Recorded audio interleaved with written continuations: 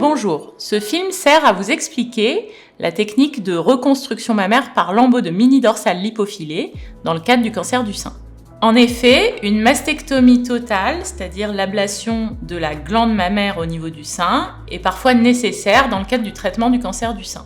Aujourd'hui, dans la plupart des cas, on peut préserver la totalité de la peau ainsi que l'aréole et le mamelon. Il existe deux grands types de reconstruction mammaire. On peut soit utiliser des prothèses, soit utiliser votre propre tissu, c'est-à-dire on parle de reconstruction à ce moment-là autologue.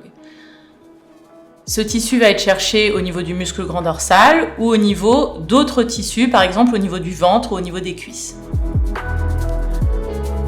Depuis des années, nous proposions une technique de reconstruction par grand dorsal en ramenant le muscle grand dorsal au niveau du thorax pour reconstituer le volume du sein. C'est une technique robuste qui a fait ses preuves et qui donne des résultats qui sont stables dans le temps. Cette technique a des inconvénients, elle peut entraîner une gêne au niveau du bras et une diminution de la mobilité en post-opératoire, car on prélève l'ensemble du muscle grand dorsal. On utilise maintenant la technique du mini-dorsal lipofilé, qui est une évolution technique de la technique par reconstruction de grand dorsal, où on va prélever une petite part du muscle dorsal, associé à une autre technique de reconstruction qui est le lipomodelage.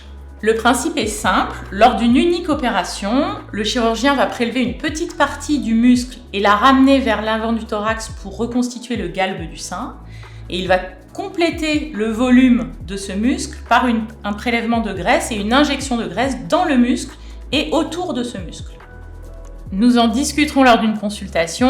En fonction du volume du sein et de votre morphologie, j'évaluerai la quantité de graisse à prélever et où la prélever, par exemple au niveau des cuisses ou au niveau du ventre. De nombreux avantages découlent de cette technique de reconstruction. On peut faire une cicatrice limitée qui ne va pas jusqu'au milieu du dos et qui est limitée à l'aisselle qui sera cachée par le bras. Il y a peu de risques d'infection ou de nécrose comme avec une reconstruction par prothèse. Il n'y a pas de corps étranger. Il n'y a pas de risque d'échec comme avec la technique des lambeaux libres.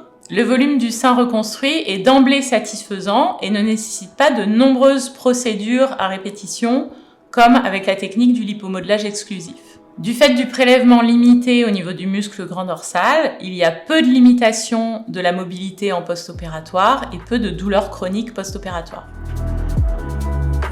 Cette technique peut être réalisée en cas de reconstruction immédiate, c'est-à-dire en double équipe lorsqu'on retire la glande et on reconstruit dans le même temps, ou en cas de reconstruction différée, c'est-à-dire dans un second temps après la mastectomie.